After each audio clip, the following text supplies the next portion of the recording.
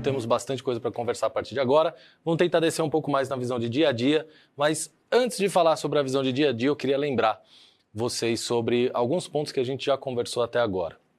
Na verdade, elaborar um pouco mais. Então segue aqui comigo, gente. Se a gente fosse plotar todos esses papéis e responsabilidades em um diagrama, né, nós encontraríamos algo muito parecido com isso que vocês estão vendo. À esquerda, no amarelinho, nós temos a experiência do produto, a usabilidade, o X do produto. Por quê? Porque nós buscamos que esses nossos produtos sejam desejáveis, tá, gente? Incríveis. Incríveis, exatamente. À direita, nós temos negócios, e a gente já falou bastante disso. Por quê? Porque o nosso produto, de alguma maneira, precisa ser rentável, tá, gente? E embaixo nós temos a viabilidade ou a tecnologia, né? Viabilizando a construção e manutenção daquele produto, escalabilidade também. E no centro dessas três coisas nós temos a gestão de produtos sempre. Então isso é algo muito importante de ser compreendido, gente. Quando nós pensamos em gestão de produtos, nós temos uma cadeira de 3 pernas. E sem uma dessas pernas o nosso produto cai. Se a gente fizer uma reflexão rápida aqui, provavelmente abrindo os nossos celulares, nós vamos lembrar e passeando ali pelos aplicativos, né, que existem dentro dos nossos celulares, nós vamos descobrir que alguns produtos nós deixamos de usar porque a experiência já não estava tão legal. Percebe? Alguns outros a gente deixa de usar porque eles ficaram caros demais para aquilo que a gente estava propondo. E outros a gente deixou de usar ou a empresa matou porque ficou muito complicado de se dar manutenção. E a combinatividade entre essas três coisas é o que faz com que a gente tenha sucesso dentro da gestão de produto. Esse é o modelo mais clássico que a gente encontra em referências, gente, e não pode ser deixado de lado, tá? Sempre que a gente pensa em gestão de produto, nós estamos pensando em experiência, negócios e tecnologia o tempo todo. Essas são as 3 grandes dimensões que fazem parte de produto, tá? E aí, galera, eu queria trazer um pouco para vocês sobre visão de produto e sobre como nós, que acabamos de falar no nosso bloco passado sobre a construção de alguns futuros, né, detemos essa visão do produto. Então, vamos primeiro trazer uma definição simples sobre o que é essa visão de produto. Visões de produto, gente, elas descrevem o futuro que a gente quer criar, mais uma vez. E esse futuro que a gente quer criar, ele traz propósito, mesmo com algumas mudanças de mercado e algumas mudanças de mundo, né? Porque constantemente as pessoas mudam, os comportamentos mudam, a sociedade muda, o mercado muda como consequência. Mas o propósito principal se mantém dado o futuro que a gente quer construir. Logo, eles facilitam a colaboração e motivam as pessoas. Porque é muito mais fácil, quando nós temos um alinhamento de propósito entre as pessoas envolvidas, construir um determinado produto. É muito mais difícil da gente ter uma colaboração entre as pessoas quando você não tem um alinhamento de propósito. E a visão do nosso produto é o que descreve isso. A visão do nosso produto é o que projeta isso para dentro da nossa organização. É a maneira efetiva, gente, da gente comunicar qual é o futuro que a gente quer construir. E, obviamente, quais são, como consequência disso, na nossa estratégia e depois na visão tática, os problemas que a gente vai buscar resolver. Perfeito? Certo, Lão? Certíssimo. Muito bom. Dado isso, galera, primeira referência desse bloco que eu queria trazer para vocês, mais um livro que está aqui no nosso backdrop, que é o Comece pelo Porquê, do Simon Sinek, um dos livros mais conhecidos que nós temos, onde, basicamente, ele traz um modelo, explica, né, uma decupagem que ele fez de alguns recursos de algumas empresas, recursos de comunicação de algumas empresas, para explicar como elas se comunicavam, basicamente. Então, olhando esse grande desafio que a gente escreveu aqui no nosso quadro, no nosso módulo passado, né? Nós temos centralizado o porquê, em volta o que, em volta como. Ou seja, primeiro eu trago a minha visão, primeiro eu trago o futuro, primeiro eu trago o propósito do porquê eu estou construindo o que eu quero construir. Em volta disso, como eu imagino, como eu idealizo. E em volta disso, efetivamente, o quê? E não o inverso. Um dos grandes exemplos que ele gosta de dar é o da Apple do passado, né? Então, a Apple descrevia-se, né, como uma empresa que buscava criar uma... Como era? Você lembra? Tinha a ver com o status quo. Exatamente. Romper o status quo. Romper o status quo, boa, isso Romper o status quo. E em volta disso, ela dizia que romperia o status quo construindo produtos com um design super bom. E em volta disso ela posicionava iPad, iPod, iPhone e assim por diante. Perceba, ela não começava dizendo sobre a câmera de 23 megapixels. Ela começava dizendo sobre romper o status quo. E até hoje isso é muito percebido em todos os discursos da Apple. Percebem? Isso é só um exemplo para a gente trazer aqui uma maneira de descrever a nossa visão, entendendo que nós somos guardiões dela. Perfeito? Então, no dia a dia, gente, esse processo de comunicação e trazendo o conceito do círculo dourado, do Golden Circle do Simon Sinek, nós temos, trazendo para o mundo de produto, essa estrutura. Primeiro nós comunicamos a visão, primeiro nós comunicamos o futuro que a gente quer construir. Depois nós comunicamos a estratégia ou os problemas que compõem aquele futuro que a gente quer construir. E aí nós entramos com a visão tática, que é como nós vamos resolver aqueles produtos especificamente, o que parece fazer mais sentido para as pessoas. E não o inverso. Essa é a diferença, Olavo, se você fosse um executivo de empresa, de me perguntar o que a gente faz agora. Percebe? O que a gente faz agora, Olavo? Se eu fosse te contar primeiro tática, estratégia e depois a visão, o que eu diria para você? Bom, primeiro a gente vai criar um aplicativo que vai ter um cardápio e que depois a gente vai fazer uma classificação assim. Eu já perdi você aí, percebe? Porque na sua cabeça já vieram várias comparações, na sua cabeça já vieram vários problemas vinculados a esse eventual modelo de aplicativo de delivery, pode ser. Muito diferente, gente, de se eu começar dizendo assim, Olavão, eu quero acabar com a fome do mundo. Percebe? Já tá me dando Meu uma propósito coisa... futuro que eu quero construir com você é acabar com a fome do mundo. E dado que eu estou buscando acabar com a fome do mundo, eu entendo que eu faço isso através da digitalização. Porque o mercado, porque as pessoas estão cada vez mais digitais. E, por acaso, para isso, temos um aplicativo que tem cardápios, recomendações e assim por diante. Qual é a próxima coisa que a gente faz? Parece um pouco mais interessante. Faz sentido isso que eu estou dizendo? Com certeza. Porque claramente eu citei um panorama aqui, um propósito que vai te alinhar a mim. Você também quer acabar com a fome do mundo? Percebe? Você também quer romper o status quo, no caso da Apple? Percebe? E aí tem vários casos, né? Eu queria trazer um exemplo para vocês de como tangibilizar essa visão, porque eu acho que isso aqui é muito importante. Eu tive a oportunidade, uma honra, na verdade, de fazer parte do time de fundadores do Banco C6. Eu fui uma das primeiras pessoas de produto a ser contratadas no Banco C6 e pude acompanhar do rabisco no papel, literalmente, da minha primeira semana, me contaram qual seria o nome do banco, então eu entrei lá nessa etapa, até o banco atingir 1 milhão de clientes e ter mais de 9, 10 produtos lançados em pouco mais de 1 ano e meio. E aí, eu me deparei numa das primeiras reuniões, gente, que eu tive nessa empresa, com a seguinte pergunta de um dos executivos. Murilo, o que a gente faz agora? O que você acha que eu respondi? Eu falei com a maior sinceridade do mundo, gente. Eu falei, não sei. E por que eu falei não sei? Porque eu não sabia, até então, qual seria o futuro que a gente gostaria de construir. Perceba comigo, eu fui convidado para fundar um banco. Eu fui convidado para criar um banco do zero. E entrar num mercado onde já existiam grandes players super avançados, como Nubank, Neon, os próprios bancos tradicionais, do Itaú, do Bradesco, com seus aplicativos e assim por diante. O que supostamente eu poderia responder para um executivo sobre qual é a coisa que a gente deveria... Eu deveria ter tirado um coelho da cartola, né? Com a maior honestidade do mundo, então eu disse, não sei. Só que na sequência eu trouxe a seguinte pergunta. Qual é o futuro que a gente quer construir? O que vocês, como organização, nós aqui, né, naquela época, como organização, estamos buscando entregar? Qual é ou o que vai, melhor dizendo, né, fazer com que as pessoas venham aqui para dentro do C6, usem os nossos produtos ao invés de usar o dos concorrentes? E aí, gente, surgiu essa frase que eu queria plotar para vocês. Surpreender as pessoas com relações verdadeiras, transformando a experiência bancária. Gente, surpreender as pessoas com relações verdadeiras, transformando a experiência bancária, era o mote, e até hoje, se eu não me engano, é o mote do Banco C6.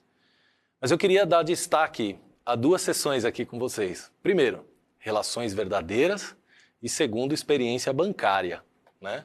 Eu acho essa uma relação realmente bastante difícil, né? E, inclusive, se a gente for pensar no nosso dia a dia ainda hoje, né, existe um grande preconceito em encarar a relação que a gente tem com a instituição financeira como verdadeira, né? Porque, de alguma maneira, a gente pensa, bom, ela está levando lucro, ela está levando alguma coisa aqui de mim, e nem sempre a gente sabe explicar o que é. Então, gente, pensem sobre esse propósito, quão poderoso ele é. Pensar que criar relações, na verdade, surpreender as pessoas com relações verdadeiras e transformar a experiência bancária como consequência, era o que a gente queria a todo custo. A todo custo.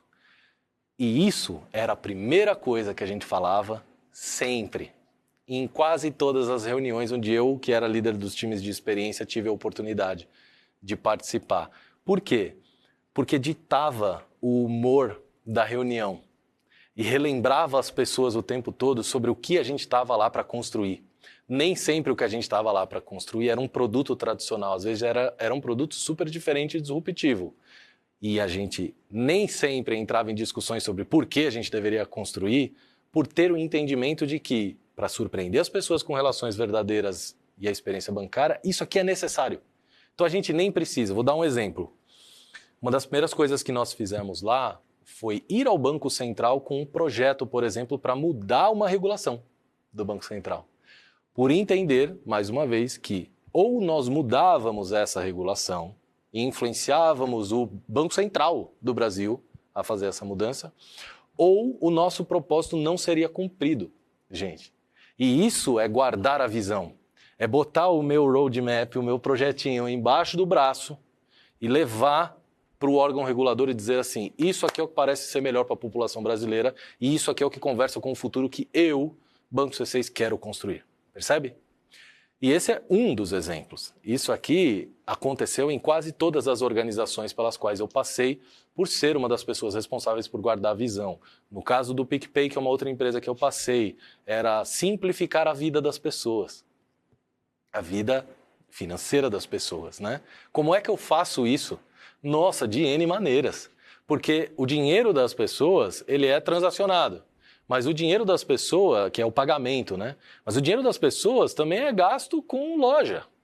Também é comunicado entre as pessoas. Por trás de toda transação tem uma comunicação, né? Se vamos no cinema assistir o último filme do, sei lá, Avengers, vamos. Isso já é uma conversa por si só, percebe? Então, Total. teve uma conversa por trás. Como é que eu simplifico isso? Como é que eu simplifico pagar o ingresso do cinema? Como é que eu simplifico a gente ir no cinema? Como é que eu simplifico a gente encontrar qual é a sessão que a gente vai? Tudo isso faz parte da vida financeira da pessoa, percebe? Tudo isso compõe a vida financeira da pessoa. Então esses são exemplos para mostrar para vocês o quanto é importante pessoas de produto guardarem essa visão. E não só guardarem, mas influenciarem e melhorarem a partir dos movimentos de mundo essas visões. Nossa, e ficou muito evidente assim agora, mas a partir do teu exemplo ficou claro quando você explicou o Golden Circle ali do comece pelo porquê. Porque quando você falou que no C6 a galera, mesmo antes do produto sair, não tinha produto, mas tinha uma visão e isso pautava a decisão. Então, as próprias decisões que iam repercutir ou que iam se materializar num roadmap de fazeres, tarefas, estava anteriormente já decidido, baseado numa coisa que é a visão. Então, você Exato. tem um norte ali. Parece que a visão é uma coisa que dá um chão para tudo que você vai fazer, né? E para construir em cima do que você falou, Olavão, tem uma coisa muito importante que é assim, existem algumas discussões que nem sequer aconteciam. Essa é uma mensagem principal. Existem algumas discussões que nem sequer aconteciam porque elas não conversavam com a nossa visão. Aham. Percebe? Sim. Isso facilita demais o processo de convencimento, de influência e de comunicação. Você está pautado num acordo comum da organização, que nesse caso é a sua visão, né? Então, acabar com a fome das pessoas, simplificar a vida delas, né? É você transformar a experiência bancária. É esse tipo de coisa que vai pautar suas conversas. Porque, será que a gente faz A ou será que a gente faz B? A e B conversam com esse nosso propósito, conversam com essa nossa visão? Se não conversar, gente, não deveríamos estar discutindo, percebe? Agora eu queria descer com vocês mais um degrau, gente, para nós falarmos sobre como Product Managers operam no dia a dia, tá? Boa. Começando por esse modelo. Esse modelo aqui é muito interessante porque, normalmente, o que nós enxergamos como modelo de operação no dia a dia passa por criar alguns processos, certo? Só que o que a gente esquece como gestores de produto e gestoras de produto é que, para ter um processo, nós precisamos entender qual é o momento da nossa organização. Nem sempre a nossa organização já tem um modelo de negócio validado. Às vezes ela tem um modelo de negócio ainda invalidado. Ou seja, eu não sei como ganhar dinheiro com isso aqui, certo? Eu não sei como cobrar das pessoas, eu não sei quanto cobrar das pessoas. E na nossa outra dimensão, às vezes nós não temos a compreensão do problema. Mas às vezes a gente já tem a compreensão do problema, já tem uma solução executada e está querendo expandir a nossa presença no mercado. Então, o cruzamento entre essas duas dimensões nos mostram melhores tipos de dinâmicas a serem encaixadas. Se eu tentar aula, vão trazer agilidade. Agilidade como uma prática, por exemplo, de Scrum. Para um momento onde eu nem sei qual é o problema que eu devo resolver, adivinha o que acontece? Putz. Nada acontece. Nada. Ou você vai criar tanto processo para você conseguir falar com o seu usuário que isso te atrasa. As minhas reflexões, provavelmente, com o time vai ser assim: nós não estamos conseguindo completar as nossas sprints ou conseguindo ter algum valor das nossas sprints porque a gente não sabe qual é o problema que tem que ser resolvido. Então, para esses casos, por exemplo, existem dinâmicas de design thinking. E assim a gente vai. Mesma coisa para Lean e tudo mais. Agora percebam, uma outra reflexão em cima disso, para o modelo de operação de dia a dia e definição de processo, é que nenhum desses métodos, gente, nenhum desses métodos sai do nada. Tá? Ele não nasceu da cabeça de alguém, caiu a maçã na cabeça e pensei assim, Lean Startup, percebe? Uhum. Ele emerge de uma série de outras dinâmicas que foram ao longo do caminho sendo melhoradas e sendo adequadas ao que a gente quer buscar como performance hoje no mercado. Então, essas interpolações, a fase, por exemplo, de ideação de um design thinking e a fase de experimentação de um Lean Startup, elas são muito parecidas.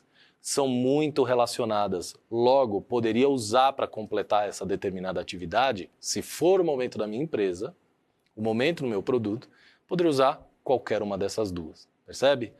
Temos ali mais uma interpolação de design sprint se interpolando com o Lean Startup de novo, se interpolando com o design thinking e também com ágil em algumas dessas etapas. Então percebam, mais importante do que a técnica está em entender qual é o momento em que você está, qual é a sua parte fundamental no ciclo de vida.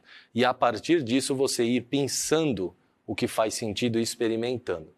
E aí, gente, trazendo mais um conceito aqui do Marty Kagan, nós temos a presença de algo assim fantástico e fundamental hoje no mundo de produtos, que é o chamado Dual Track Agile. É as chamadas duas trilhas ágeis, né, de desenvolvimento de software. E mais uma vez, gente, isso aqui é um conceito, isso aqui não é um processo. Mas basicamente, pausando aqui inclusive esse vídeo para nós vermos juntos, o que consiste um Dual Track Agile? Dual Track Agile consiste em você ter um input, você ter uma entrada de várias ideias, independente de onde elas venham, sendo trabalhadas em uma trilha onde você descobre o que construir. Então, tive uma ideia, deixa eu descobrir se essa ideia é válida, se ela realmente acontece e qual é a forma certa de resolver os problemas, descendo para uma segunda trilha paralela, que é o que a gente chama de delivery, que é onde você constrói e escala aquela determinada solução. E elas se relacionam. Mas perceba, elas são trilhas, porque eu nunca deveria parar de descobrir qual é a próxima coisa a ser construída, ou qual é o próximo problema a ser resolvido, e eu nunca deveria parar de construir, escalar e manter aquilo que já foi entregue. Faz sentido isso que eu acabei de dizer? Essas duas trilhas, mais uma vez, elas se correlacionam, mas elas, em momento nenhum, se cruzam. E aqui a gente divide o nosso conceito. Diferença de waterfall e diferença de ágil, de dual track agile. No waterfall tem um escopo, começo, meio e fim, a gente fala um pouquinho mais sobre isso já já. No dual track agile tem o começo, meio. Percebe? E aí, gente, trazendo vocês então para um modelo que é super simplificado, que começa a trazer a gente para o dia a dia de produto, né? Existem momentos, e isso aqui é muito interessante, gente. Existem momentos onde as pessoas de produto estão lidando com a completa incerteza. E existem momentos onde a gente está lidando com a completa certeza. Parece alguma coisa? Em algum momento eu estou descobrindo o que eu tenho que construir. Em outro momento eu estou construindo. Em algum momento, discovery. Em algum momento, delivery. Parece óbvio, certo? Mas não é trivial, gente. O que é importante daqui é nós entendermos que no dia a dia de gestão de produto nós vamos lidar, e isso sim, todos os dias, com assuntos que estão pairando ali a extrema incerteza e assuntos que estão pairando a extrema certeza. O nosso real trabalho, retomando aquele trabalho de aprendizado, é sair da esquerda e ir para a direita, para todos os assuntos que surgem, certo? Para todos os problemas do negócio e para todos os problemas dos nossos usuários.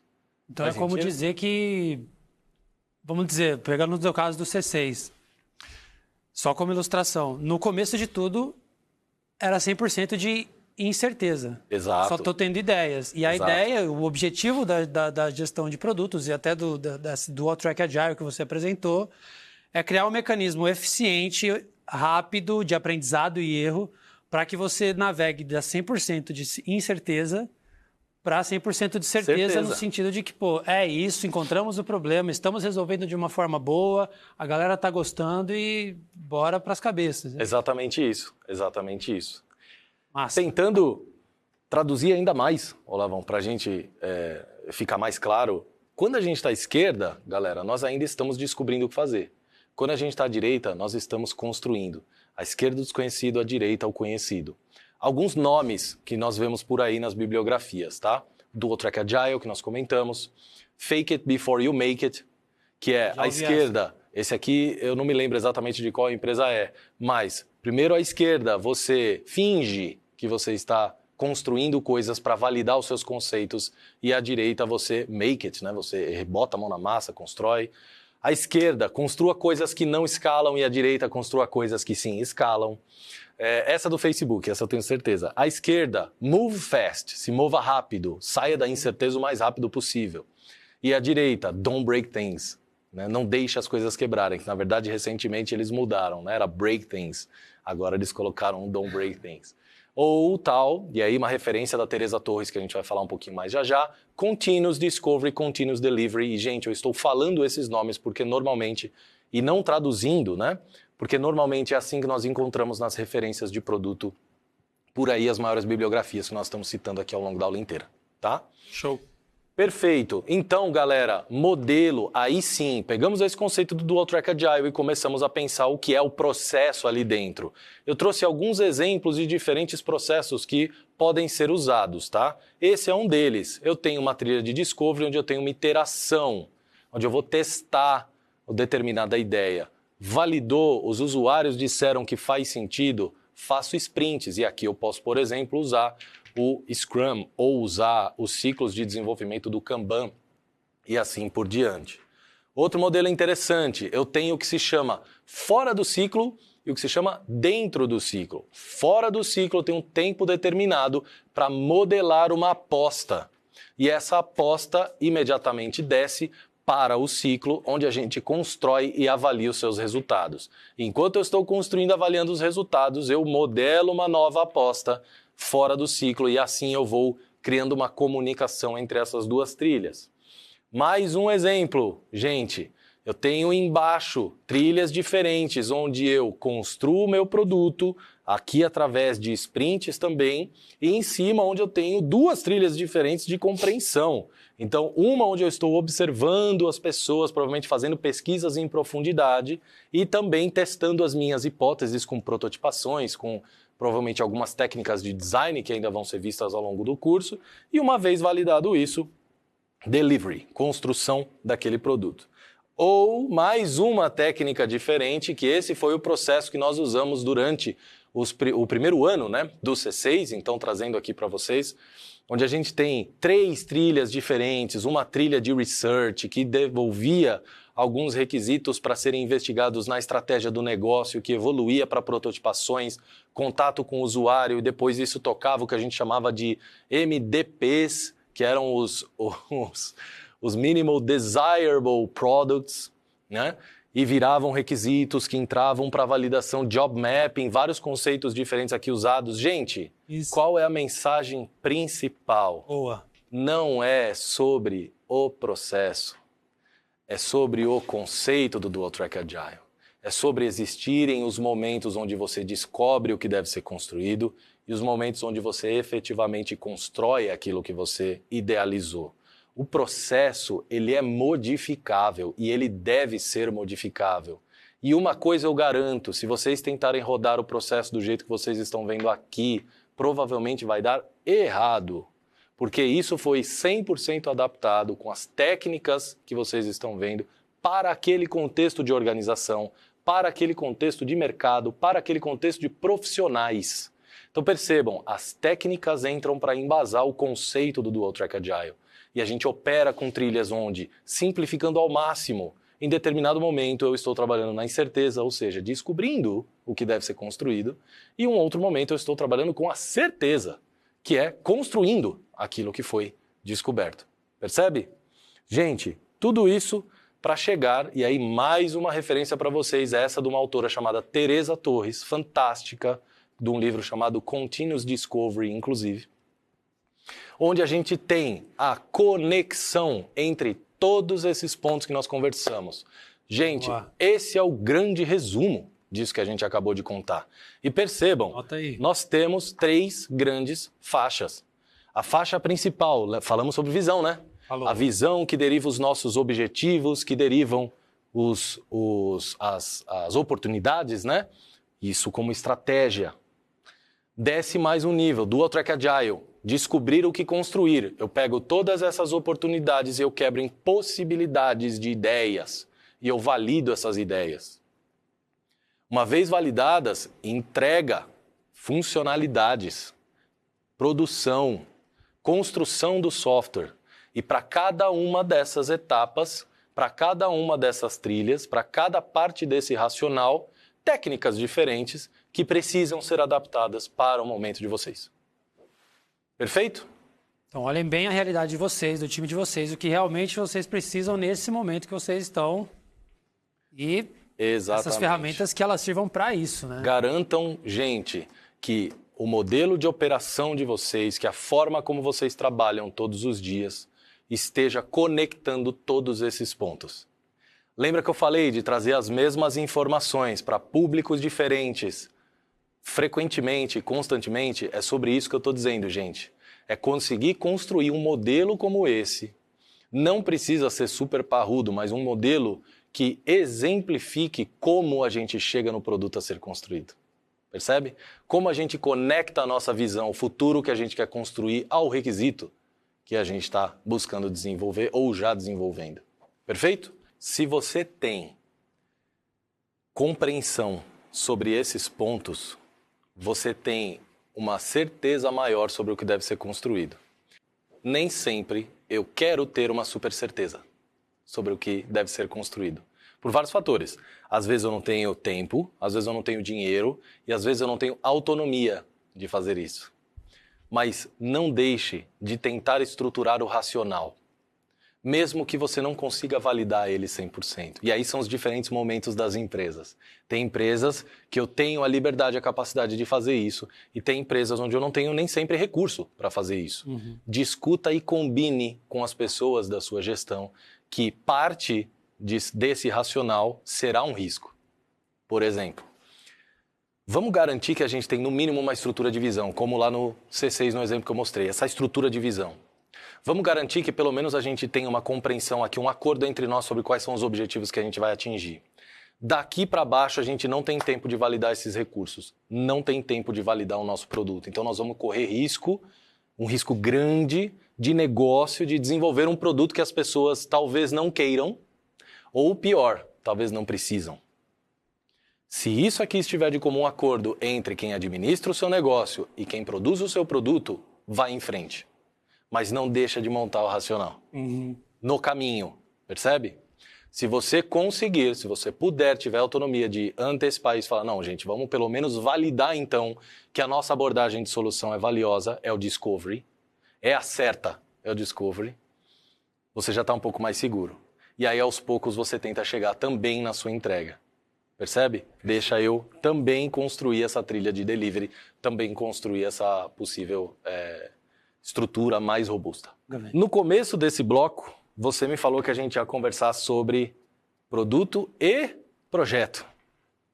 E eu entendo que é super natural as pessoas que trabalharam até hoje com projeto, principalmente nos mercados mais e nas empresas mais tradicionais, migrarem para produto, tá? Por ser o papel que está em voga hoje em dia e a adaptação que as empresas naturalmente estão encontrando.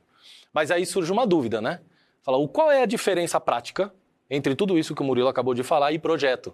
Né? E aí eu queria trazer para vocês de uma maneira super prática, gente, a diferença entre essas duas coisas para nós setarmos aqui definitivamente. Tá?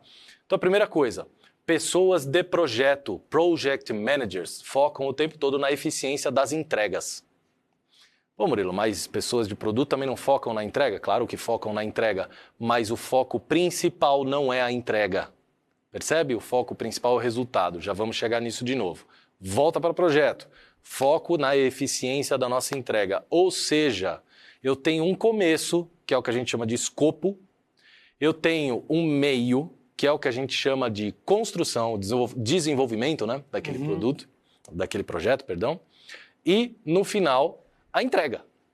E o que é visto como um projeto bem gerido? Um projeto onde você teve um escopo bem definido, um desenvolvimento dentro dos recursos e dos prazos e uma entrega que atendeu determinado prazo, né? Para dizer claramente.